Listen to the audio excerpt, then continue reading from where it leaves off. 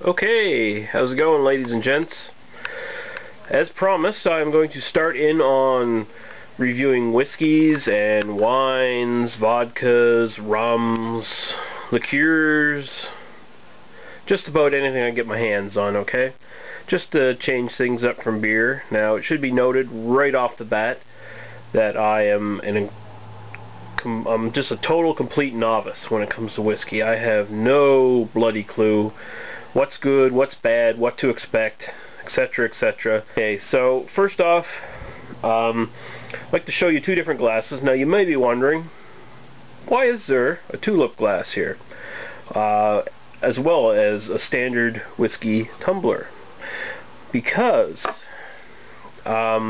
noted beer critic Michael Jackson was also a very well-respected critic on whiskeys, and he actually developed a glass with some company similar to a tulip glass, which he felt was more which was a better glass for testing whiskeys, to get the full aroma, the full taste, full color and everything. He said that thick glasses like this tended to distort the color, and they did not provide the proper aroma. It's just like beer, okay? A curvature on the glass is going to give you more of an aroma. Interestingly enough, I think Chad 9976 has a tulip glass with a longer stem, and that is actually more like the glass that Michael Jackson actually developed, okay? So anyway, we're going to use this glass, and the whiskey we are doing today is Gooderham's Bonded Stock Canadian Whiskey. I know absolutely nothing about this, except for I think it's supposedly supposed to be the first, from the very first distillery opened in Canada, okay? It's 40% alcohol by volume.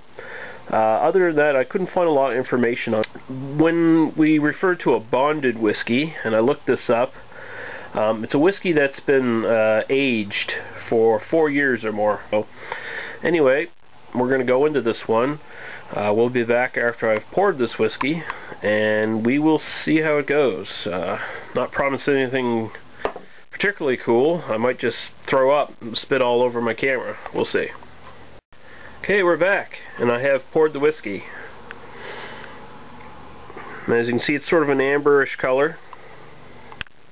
Basically just pure amber, really. Nice oily stream down the glass. Don't know if you can actually see that. Okay, so what we're going to do is go right for the aroma now. You know, there's not a, it's a very smooth kind of aroma. Like, you definitely get the alcohol. Definitely smells like whiskey. Smells like just about every other whiskey I've had. But it is fairly smooth. Some whiskeys I've smelt before that I've had a really stinging nose to them. This one has a very it has a fairly smooth nose, I'll say. It's not off-putting at all. A tinge of sweetness at the end. That's probably the alcohol.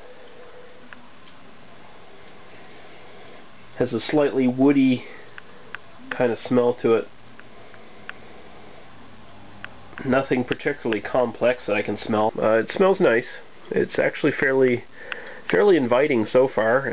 So let's do the taste. Ooh, very woody, very woody. Not a big alcohol kick. Slight warmth going down. There's sort of a sweetness there, but mostly it's kind of a woody dryness that sort of coats the entire mouth.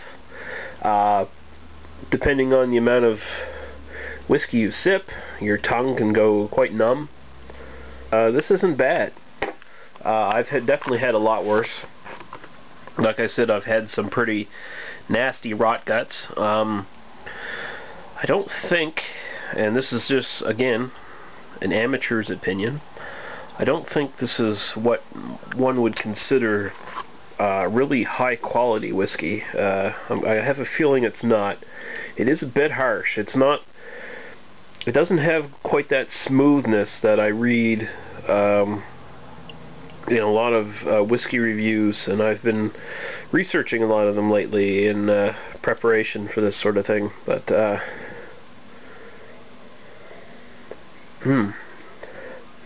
it's going to take me a while to identify flavors and aromas for whiskeys, I think. Whoa. What do you think, Millie? Smell that. Hey, cat. Cat. Come here. Come here. Smell that. Oh, tough kitty. Yeah, so that's not bad. Bonded stock.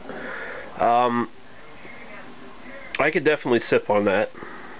I could sip on that and enjoy it. I'm going to have to with this one here. This is probably all I'm going to pour this night, but wow. Whew. But I gotta say, this is actually fairly smooth. The flavor is not off-putting by any stretch of the imagination. The aroma is definitely not off-putting. It's a very, very smooth, kind of inviting aroma, really.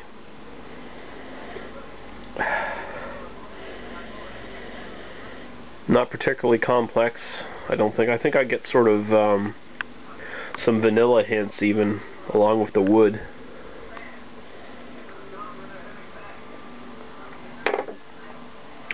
Yeah, that's not bad. That's not bad. So, I guess I give Gooderham's bonded stock a recommendation, I guess. I don't know if I'm qualified enough yet to give a recommendation to any sort of whiskey, but it tastes okay to me. So join us next time. I don't know if it's going to be whiskey next time or what. We'll see. It could be anything. So thanks for watching, guys, and we'll see you next time.